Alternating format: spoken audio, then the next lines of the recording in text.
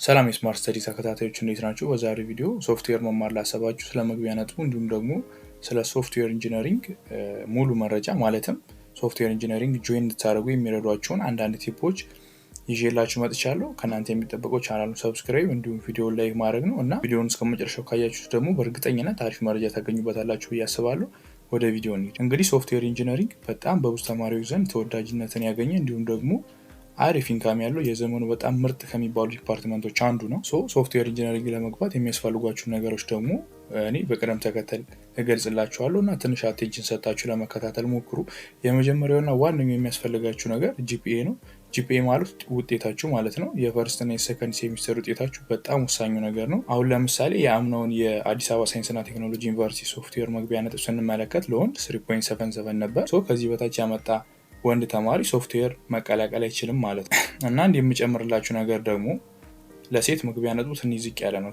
ወንዶች በቻላችሁት መጠን አሪፍ ጂፒኤ ለማምጣት ሞክሩ ብዬ እኔ በግሌ ሰጀስት አደርጋችኋለሁ። ሌላኛው መሰረታዊ ጉዳይ ደግሞ የአነባበብ ስልታችሁ ነው። እንዴት ነው የምታነቡት የሚለው ማለት ነው። እንግዲህ መምህሮቻችሁ የሚሰጧችሁ ሞጁሎች ስላነበባችሁ ብቻ ፈተና ትሰራላችሁ ማለት አይደለም። ያለፈ ዓመት ኤግዛሞችን መስራት፣ ከጓደኞቻችሁ ጋር ጥያቄ መጠየቅ እንዲሁም ደግሞ የተለያዩ ዩቲዩብ ቪዲዮዎችን ብትመለከቱ አሪፍ ነው እና እኛም እናንተን በዚህ ማገዝ ስለምንፈልግ በዚህ ዓመት ማለትም 2018 ፍሬሽማን ለምትቀላቀሉ ተማሪዎች የፍሬሽማን ኮርስ ለመስጠት ዝግጅታችንን ጨርሰናል እና ይሄን ነገር በደንብ ይረዳችኋል ብዬ አስባለሁ። ያለፈ ዓመት ኤግዛም የምትፈልጉ ከሆነ ደግሞ ቴሌግራም ላይ በፒዲኤፍ እናስቀምጥላችኋለን። እንዲሁም ደግሞ ግቢ ስትገቡ የሚጠቅሟችሁን ስፔሲፊክ የሆኑ መጽሐፎችንም ጭምር በቴሌግራም ቻናል ላይ ሼር አደርግላችኋለሁ እና ይሄ መጽሐፍ መረጣ የሚባለውን ነገር ደግሞ እንደ ቀላል ነገር አትዩት። ምክንያቱም ግቢ ላይ በጣም ብዙ መጽሐፎች ነው ያሉት።